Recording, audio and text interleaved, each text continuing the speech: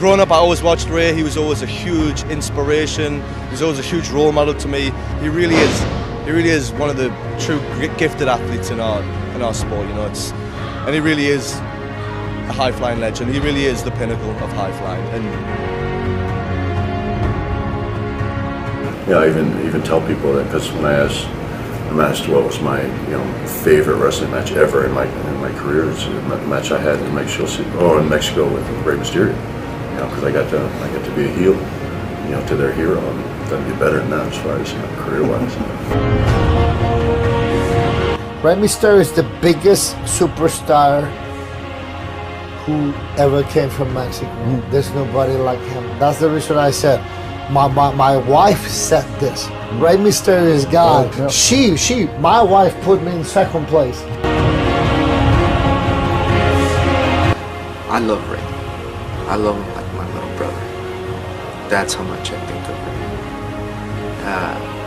He's a kamikaze, man. He has no fear.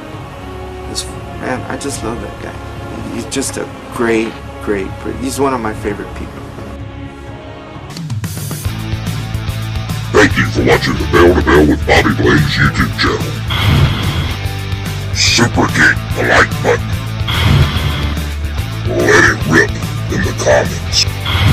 And give that subscribe button a heart punch.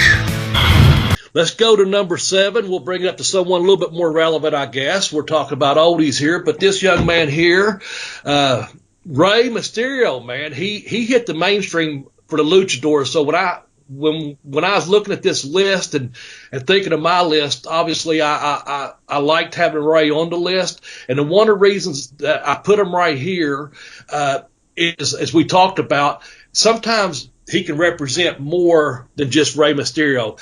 He represents, to me, that whole era when the luchadors started coming in to WCW. They had the AAA shows with Mike Tenay we've talked about before. And I got to work with like Juventud and Halloween and a lot of these luchadors. And to me, that's what Rey kind of represents.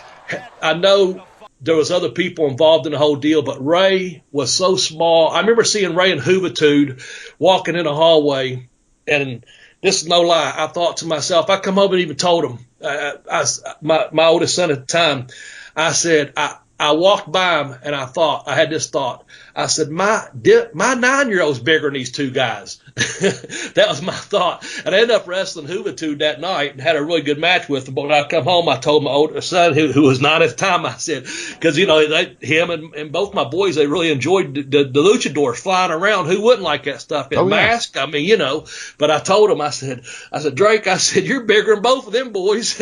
But anyway, they both filled out. And of course, Rey really filled out. And he's a tremendous performer, man, the stuff he can do. So I don't want to take away what he can and can't do out of the ring by, stating how small he was. Originally when I met him, he was probably like 19 years old, or had like 5 or 6 years experience. Wasn't your uncle, he was the Rey Mysterio Sr., wasn't he? That is correct. That's my mom's younger brother. Okay. And I believe he was the one that trained you? That is correct. Okay, great. He was he's my sensei, you want to say it that way. But I've had many trainers throughout my growth from the age of 8 till about 16. Great. I would take advantage a lot of Monday, Tuesday, and Wednesdays was wrestling school, and then Thursdays was like a private session in wrestling school. And a lot of the wrestlers that were going to wrestle on Friday, the big show, that would come in from Mexico, they would come in a day early, and we'd leave the ring for them so they can train Thursday nights. And that's when I would sneak in with my uncle and get that special treatment. As a kid, I wasn't really understanding what was going on.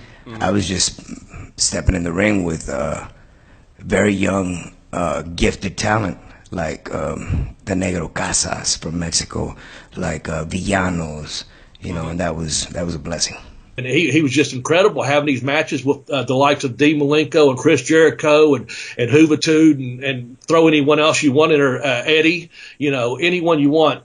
Rey was he's still, he's still out there today getting after it after a multitude of surgeries. He may have slowed down some. I haven't seen him recently, but I know he still does a lot of work, stuff for the WWE. And he just, he represents a big era for me. And I know this, Ray has a big heart, man. He has a real big heart because he always gives his all. He's always out there giving his all. So Rey Mysterio Jr. comes in at number 7 for me. Yeah. There are a couple things there. So for those who don't know it or don't remember it, Bobby, you were there during the time. WCW made a big push with AAA and Japanese wrestlers and really pushing that international style, the more high energy Mexican style. Rey Mysterio exemplifies that style of wrestling. That is a high energy, constantly moving, rope diving son of a bitch.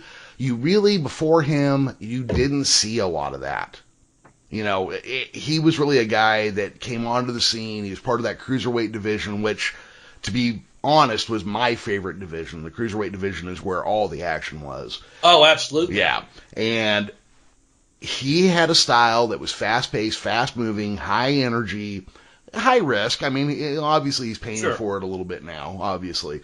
But he really exemplified what that could be. And not to take it away, because I still think Dean Malenko is the greatest pound-for-pound wrestler of all time. But Rey Mysterio could talk a little better. He had a cooler look. He does that, changing his mask and, the DC superhero thing that he does. Flashier.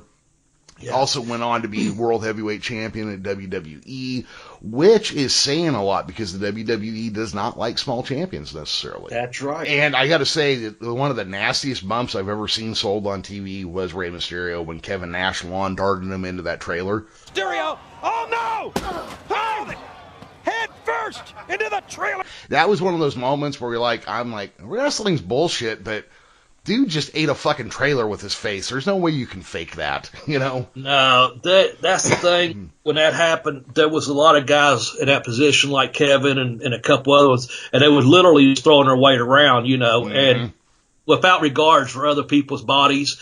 And I'm not going to go on a big rant about that. I'm just going to say that, you're trusting that man with your body. And I think they're actually, and I can't speak for these guys. I'm just saying this is just a feeling I had and a little bit I know from back in the day. Some of those bigger guys, I already mentioned it, the cruiserweights were getting the ratings. I think there was some jealousy there. And knowing Ray probably said, just launch me, I'll take the bump.